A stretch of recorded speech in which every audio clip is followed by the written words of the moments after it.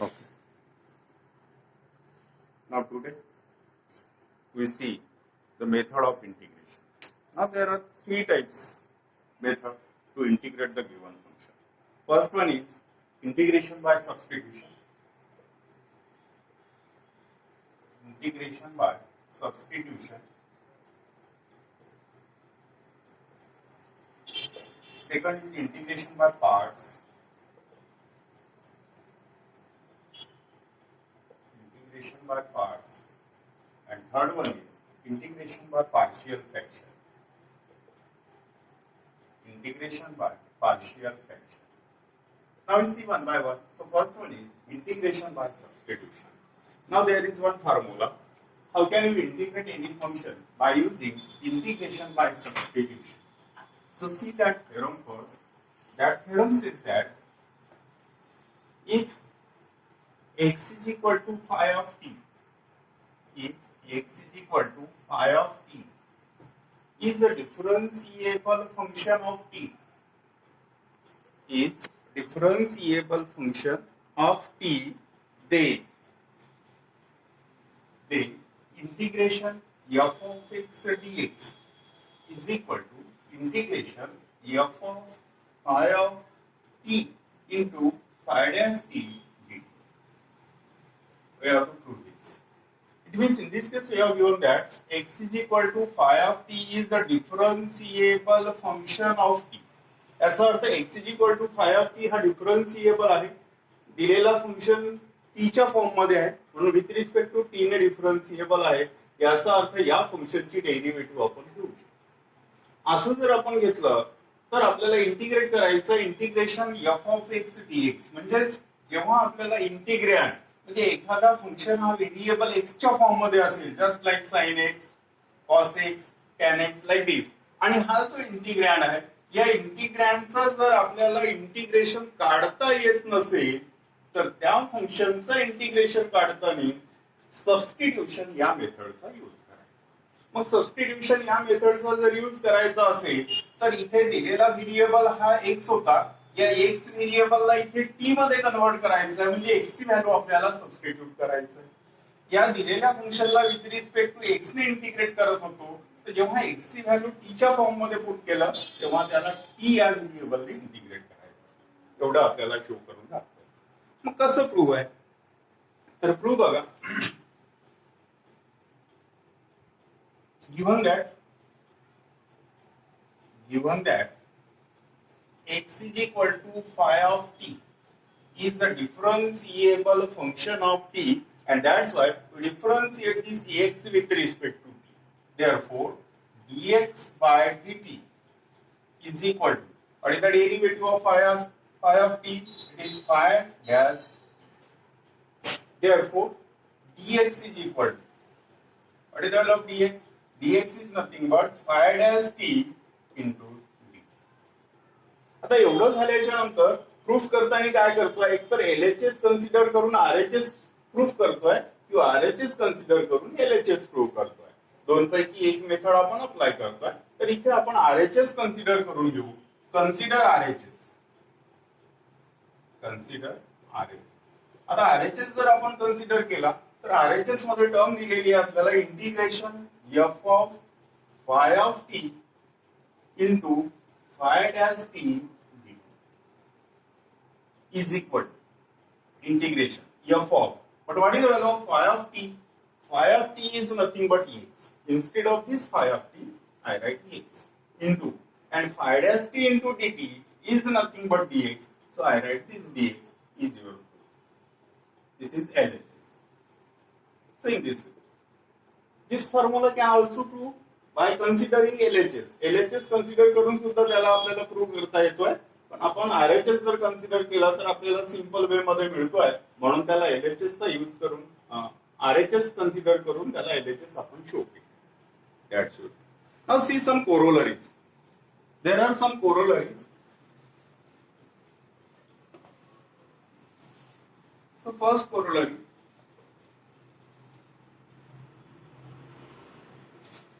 First one, if integration f dash x upon f of x dx means prove that integration f dash x upon f of x dx is equal to log of mod of f of x plus is the first order. आताच तुम्हाला सांगितलं मी theorem असं होता की integration f of x dx is equal to integration f of phi of t into phi dash t dt is the theorem. म्हणजे जर एखाद्या फंक्शनचं integration variable x मध्ये दिला असता त्याचं इंटिग्रेशन जर काढता येत नसेल तर त्याला टी मध्ये कन्व्हर्ट करणे आणि नंतर त्याचं इंटिग्रेशन फाइंड करणे. आता हा दिलेला फंक्शन बघा, इथे आपल्याला दिलेला integration f dash x dx numerator मध्ये डेरिव्हेटिव्ह आणि डिनॉमिनेटर मध्ये फंक्शन दिलेलं म्हणजे एफ डॅश एक्स डीएक्स असं जर एखादा फंक्शन दिलेला असेल तर याचा इंटिग्रेशनचा फॉर्म्युला नाही. मग याचं इंटिग्रेशन काढायचं कसं, तर याचं जर इंटिग्रेशन काढायचं असेल तर या फॉर्म्युल्याचा यूज करून काढायचं. मग काय करावं लागेल, तर या फंक्शन दिलेला फंक्शन व्हेरिएबल एक्स मध्ये आहे, या एक्स ला आपल्याला टी मध्ये कन्व्हर्ट करावं लागेल. म्हणून कन्सिडर करा let I is equal to, प्रत्येक इंटिग्रलला आपण आय ने डिनोट करतोय, I is equal to f dash x upon f of x d. आता इथे बघा, इथे काय आलेलं आहे, एक फंक्शन आहे आणि दुसरी त्याची डेरिव्हेटिव्ह आहे. म्हणजे इथे सबस्टिट्यूट केल्यानंतर त्या फंक्शनला डिफरन्शिएट करावंच लागतोय. म्हणून इथे पुट करतो आहे, put f of x is equal to. आता या एफ ऑफ एक्स ला जेव्हा मी टी मध्ये कन्वर्ट केलेला आहे, जेव्हा हा फंक्शन एक्स व्हेरिएबल मध्ये होता तेव्हा त्याला विथ रिस्पेक्ट टू एक्स ने इंटिग्रेट करत होतो आपण. आता टी मध्ये कन्वर्ट झाला तर विथ रिस्पेक्ट टू टी ने इंटिग्रेट करावं लागेल आणि टी तेव्हाच मिळेल जेव्हा या फंक्शनला डिफरन्शिएट करू. म्हणून याला डिफरन्शिएट करून घेऊ. Therefore f dash x dx is equal to d. यालाच आपण लिहू शकतो, या टर्मला आपण either with respect to x किंवा विथ रिस्पेक्ट टू टी ने सुद्धा डिफरन्शिएट करू शकतोय.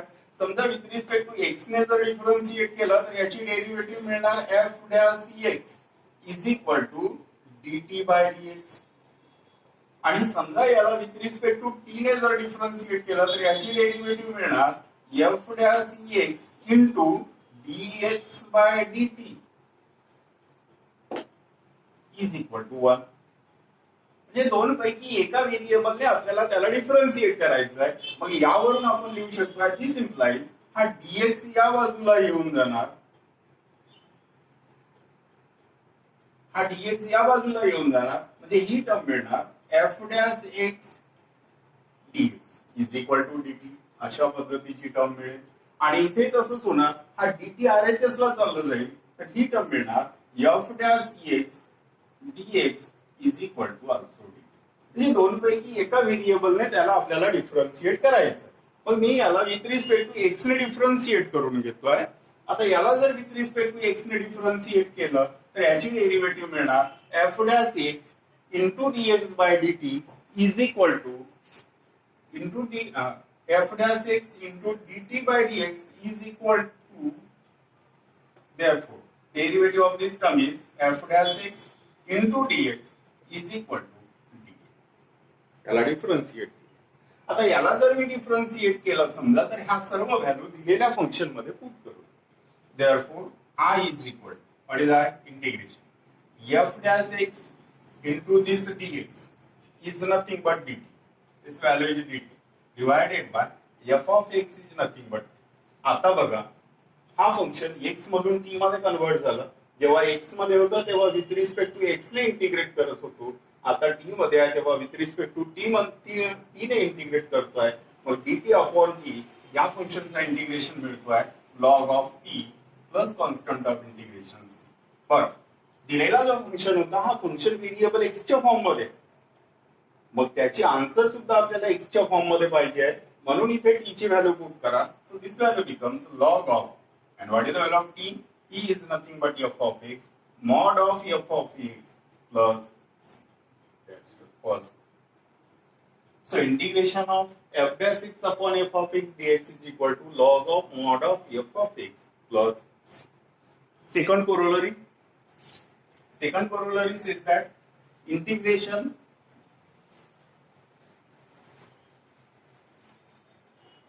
f dash x upon root f of x dx is equal to twice root f of x plus is the second corollary. या कोरोलरीचा मगाच त्या corollary मध्ये function होता, numerator मध्ये डेरिव्हेटिव्ह आणि डिनॉमिनेटर मध्ये फंक्शन. डिनॉमिनेटर मध्ये येणारा फंक्शन हा रूट मध्ये नव्हता, पण आता डिनॉमिनेटर मध्ये येणारा फंक्शन हा रूट मध्ये आहे, तर त्याचं इंटिग्रेशन मिळतो twice root f of x plus. यालाही तसंच, हा फंक्शनचा डायरेक्ट इंटिग्रेशनचा फॉर्म्युला नाही, याला डायरेक्ट इंटिग्रेशन करता येत नाही, म्हणून याला सुद्धा सबस्टिट्यूशन या मेथडने सिम्प्लिफाय करायचं. आता सबस्टिट्यूशन करताना मगाच्या कोरोलरी मध्ये तुम्हाला माहिती झालं असेल की तिथे एक फंक्शन असतो आणि दुसरी त्याची डेरिव्हेटिव्ह. जो फंक्शन असतो त्या फंक्शनला सबस्टिट्यूट करायचं आहे आणि जी डेरिव्हेटिव्ह असतो त्या डेरिव्हेटिव्हची व्हॅल्यू त्या सबस्टिट्यूशन मधून काढायची. मग इथे let I is equal to, suppose I denote this by I is equal to integration f dash x upon root f of x. काय पुट करावं लागेल मग? पुट. आता ही डेरिव्हेटिव्हची टर्म आहे, नेहमी डेरिव्हेटिव्हची टर्म नेहमी न्यूमरेटर मध्ये असतो, व डिनॉमिनेटर मध्ये असणारा जो फंक्शन आहे त्याला पुट करतो. So put root f of x is equal to, आता याला टी ने जर आपण डिनोट केलं तर याची डेरिव्हेटिव्ह काढू. So what is the derivative of root f of x? Derivative, sorry, not root f of x. Put f of x is equal to only t. F of x is equal to t. So what is the derivative? Its derivative is f dash x dx is equal to t. पुन्हा त्याची derivative either with respect to x or with respect to t. या सर्व value इथे put. Therefore, I is equal to integration. This f dash x and dx is nothing but dt divided by a root. आता या फंक्शनचं integration काढायचं, याचं integration काढायचं, इंटिग्रेशनचा formula नाही. मग कसं काढायचं आहे, तर ज्याचा इंटिग्रेशनचा फॉर्म्युला नसेल त्याला जर एखाद्या दुसऱ्या फॉर्म मध्ये कन्वर्ट करता येत असेल की ज्याचं इंटिग्रेशन काढता येतो, म्हणून या टर्मला कन्वर्ट करून या टर्मला लिहितोय मी integration dt upon root. Root means power 1/2, so I write t to the power 1/2. आता हा जो व्हेरिएबल आहे हा व्हेरिएबल डिनॉमिनेटर मध्ये आहे, तरी पण याचा इंटिग्रेशनचा फॉर्म्युला नाही. मग पुन्हा याला अरेंज करतोय मी integration T to the power 1/2 ला न्यूमरेटर मध्ये घेऊन. So T to the power -1/2 and आता हा जो फंक्शन मिळत आहे, this function is just like integration X to the power N DX, आणि याचं इंटिग्रेशन मिळतो आहे X to the power N plus 1 upon N plus 1. But by using that formula, integration of this term is t to the power -1/2 plus 1 upon -1/2 plus 1 plus c. Is its integration. याच टर्मला आपण arrange करून लिहू शकतो आहे t to the power -1/2 plus 1 means 1/2 upon -1/2 plus 1 means again 1/2 plus c. हा 1/2 division मध्ये आहे. या 1/2 ला डिव्हिजन मधून जर मल्टिप्लिकेशन मध्ये नेलं तर याला लिहिता येईल twice into t to the power 1/2 plus c I is equal. But again same condition, given function in variable x आणि आन्सर मिळत आहे टी च्या फॉर्म मध्ये, म्हणून टी ची व्हॅल्यू एक्स च्या फॉर्म मध्ये पुट करू. So is equal to twice at what is the value t means t is nothing but f of x to the power 1/2 plus c, and power 1/2 means root. It is twice root f of x plus c is your second. Like this. So these are two important corollaries are here. Two important corollaries. See, third corollary is given also. Through that one,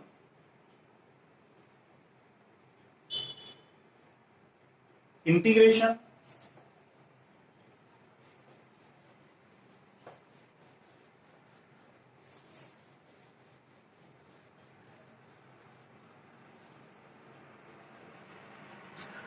f of x to the power n into f dash x dx is equal to f of x to the power n plus 1 upon n plus 1 plus. आता याही corollary मध्ये बघा, आतापर्यंतच्या दोन्ही corollary मध्ये एक function आणि दुसरी त्याची डेरिव्हेटिव्ह, इथे सुद्धा फंक्शन, दुसऱ्या कोरोलरी मध्ये सुद्धा फंक्शन आणि डेरिव्हेटिव्ह, याही कोरोलरी मध्ये एक फंक्शन आणि दुसरी त्याची डेरिव्हेटिव्ह आलेला आहे.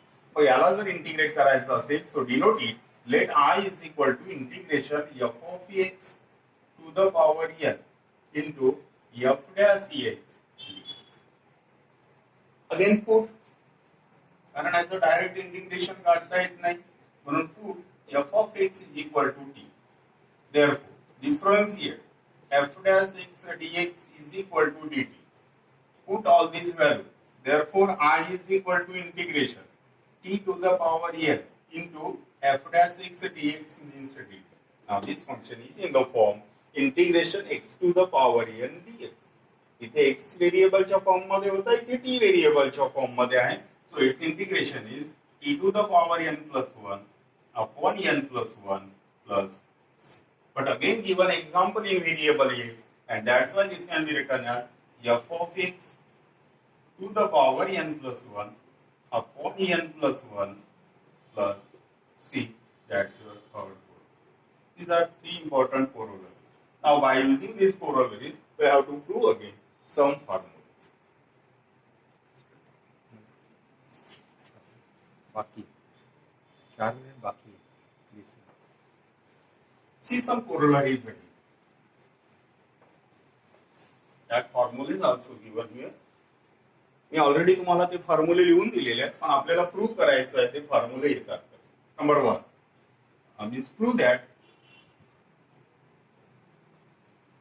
Integration tan x dx is equal to log of mod of sec x plus c, आणि दुसरा फॉर्म्युला आहे minus log of mod of cos x plus c is the same. आता बघा tan x, आतापर्यंतचे इंटिग्रेशनचे फॉर्म्युले आणि आता बघितलेला थेरम या दोघांमधला डिफरन्स बघा. आतापर्यंतचे जेवढे आपण ट्रिग्नॉमेट्रीचे फॉर्म्युले बघितले त्या ट्रिग्नॉमेट्रीच्या एक्झाम्पल मध्ये दिलेला जो फंक्शन आहे, या फंक्शनचं जर इंटिग्रेशन काढता येत नसेल तर आपण ट्रिग्नॉमेट्रीचे फॉर्म्युले यूज करून त्याला सिम्प्लिफाय करत होतो. मग याचा tan x चा डायरेक्ट इंटिग्रेशनचा फॉर्म्युला आहे का? नाही. मग याचं इंटिग्रेशन कसं काढायचं आहे, तर या इंटिग्रेशनला I ने denote. Let I is equal to integration tan x dx. एवढं झालं. एवढं झाल्याच्या नंतर या टर्मचा डायरेक्ट इंटिग्रेशनचा फॉर्म्युला नाही, मग इथे इंटिग्रेट ट्रिग्नॉमेट्रीचे फॉर्म्युले यूज करा. म्हणून या टर्मला लिहू शकतो आम्ही integration tan x means sin x upon cos x and dx. हा एकच फॉर्म्युला आहे tan x ला. तो याला आपण 1 upon cot x असं लिहितोय. 1 upon cot x जरी लिहिला तरी एकच फंक्शन आपल्याला मिळेल. आपल्याला दोन फंक्शन पाहिजे आणि असे दोन फंक्शन पाहिजे, एक फंक्शन असायला पाहिजे आणि दुसरी त्याची डेरिव्हेटिव्ह असायला पाहिजे. अशा फॉर्म मध्ये त्याला कन्वर्ट केले.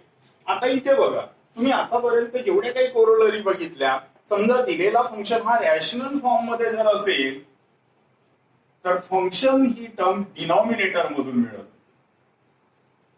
कुठून मिळत होती? डिनॉमिनेटर मधून. म्हणजे एवढं लक्षात ठेवा की जर दिलेला फंक्शन हा रॅशनल फॉर्म मध्ये असेल तर मॅक्झिमम एक्झाम्पल मध्ये डिनॉमिनेटर मध्ये येणारी टर्म ही त्याचा फंक्शन असतो. कारण जेव्हा डिफरन्शिएट करतोय आपण तर डिफरन्शिएट केल्याच्या नंतर ती मिळणारी term f dash x into dx.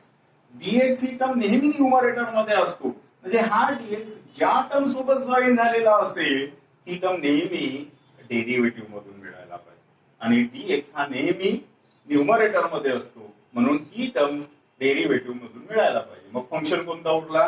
cos x. म्हणून पुट करायचे. Put cos x is equal to t. What is the derivative of cos x now? Derivative of cos x is minus sin x dx is equal to t. आपल्याला या cos x ला t मध्ये convert केलं आपण. उरलं काय? sin x आणि dx. एवढ्याच टर्मची व्हॅल्यू पाहिजे, तर इथे मायनस साइन जास्त झालेला, या मायनसला RHS ला कन्वर्ट करा. Therefore sin x dx is equal to minus d. आता ह्या सर्व व्हॅल्यू या फंक्शन मध्ये पुट करा. Therefore I is equal to integration sin x dx means minus dt upon t.